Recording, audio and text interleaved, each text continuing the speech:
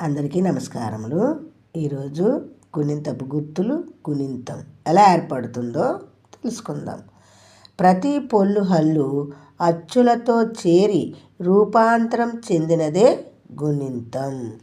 అచ్చులు హల్లులపై చేరినప్పుడు ఆ అక్షరాల ఉచ్చారణను మార్చేవి గుణింతపు గుర్తులు.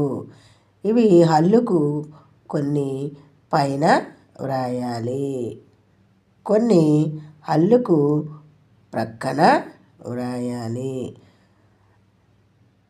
ఐకారానికి మాత్రం పైన కింద వ్రాయాలి. ఇక్ ఆ క, ఇక్ ఆ కా, ఇక్ ఈ కి, ఇక్ ఈ కీ,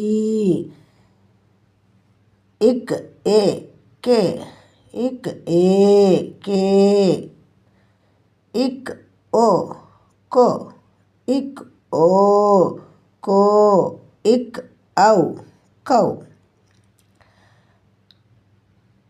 అల్లుకు పక్కన రాసిన గుర్తులు చదువుదాం. ఇక్ ఉ కు, ఇక్ ఊ కూ,